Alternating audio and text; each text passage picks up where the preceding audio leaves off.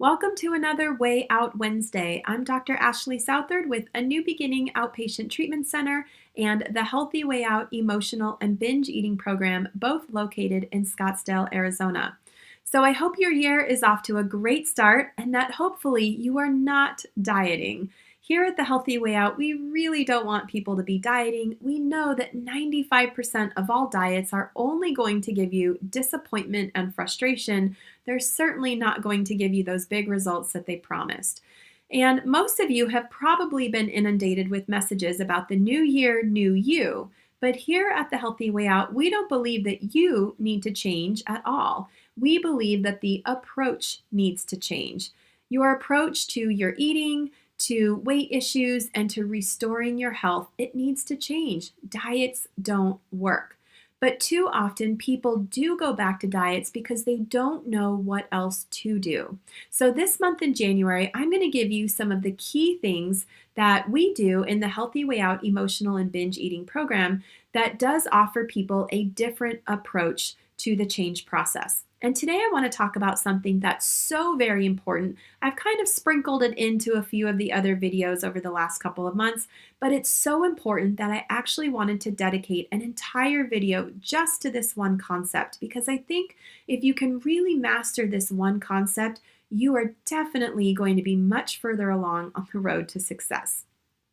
And that key concept that is so important in our approach to helping people find true lasting freedom from food is this idea that your eating is actually not the problem. I'll say that again because I know it's kind of crazy. The eating is not the problem. It's simply the symptom. It is just the way in which you are acting out the problem, but it is not the problem itself. So what do I mean by that? Well, what I mean by that is that there is something else going on that is driving your eating behavior.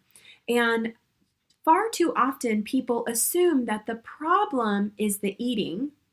Therefore, the solution must focus on the eating. That would make sense, right? But the problem is not the eating. So focusing on eating, as you do in a diet, is never going to give you a long-term sustainable solution to your emotional and binge eating.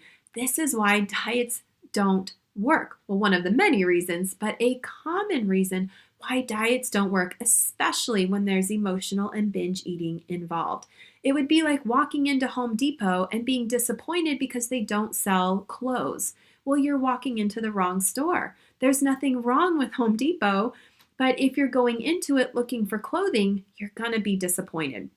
So it's the same thing with diets. You're walking into a diet looking for an emotional solution, but it's only giving you a food solution. So you're naturally going to be disappointed by that diet. Now, the metaphor that I use a lot with clients that really seems to help is looking at this same issue through the lens of drinking. And when people are struggling with drinking excessively, drinking alcohol, you wouldn't sit down with that person and start negotiating with them about drinks that they could have that are fewer calories. We would never do that. If somebody says, I really want to get over my drinking, we don't recommend low-calorie drinks as the solution. But that is exactly what tends to happen when somebody says, I want to eat healthier, I want to get healthier, maybe I want to lose weight. The first thing that a lot of people do is they say, well, eat this. This has fewer calories. But that's not the answer, right? Because eating is not the problem. So if you were talking with someone who struggles with excessive drinking, you probably would start to ask them or explore with them what is going on in their life that they are using alcohol as a way to cope, right? So maybe they're really stressed out at work, and when they get home, they don't know how to unwind, and so they have a drink.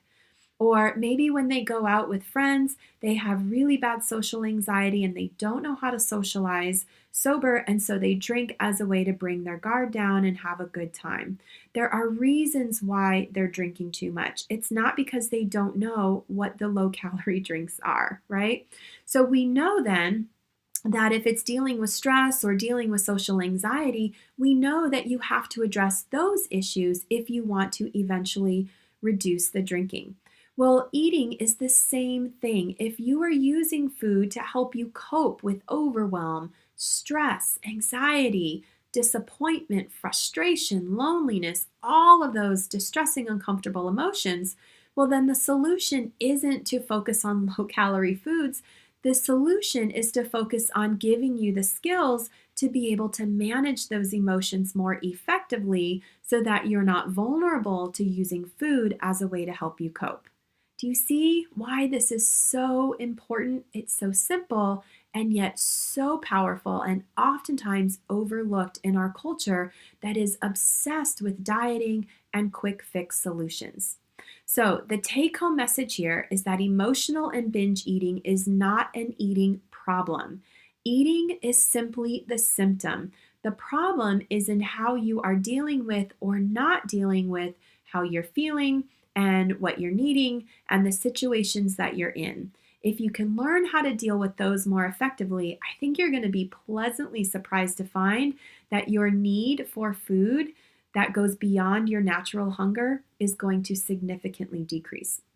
Now, none of this is to say that nutrition is not an important piece of the change process when we're looking at emotional and binge eating. It absolutely is. And here at The Healthy Way Out, all of our participants work alongside our registered dietitian. So often they come to us with decades of dieting under their belt, and they're simply confused about what the heck to eat, when to eat, how much to eat, because they've had so many competing messages.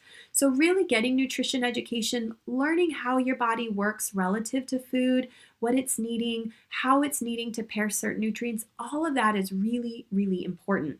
But it can't stand alone. That can't be the only thing that you do in the change process. You have to pair that with the emotional work, learning how to manage your emotions, and also pair it with healthy movement. So definitely working on the nutrition, working on the emotional, and working on the physical all at once. Okay, so this week, I really want you to spend some time digging deep inside of yourself, seeing if you can figure out what are the emotional and psychological issues that drive your eating. Now, if you haven't checked out my Way Out Wednesday videos from November 2017, I highly encourage you to do so. I actually spend each episode talking about some really common emotional issues that underlie the emotional and binge eating behavior. So those might be really helpful if you haven't already watched them.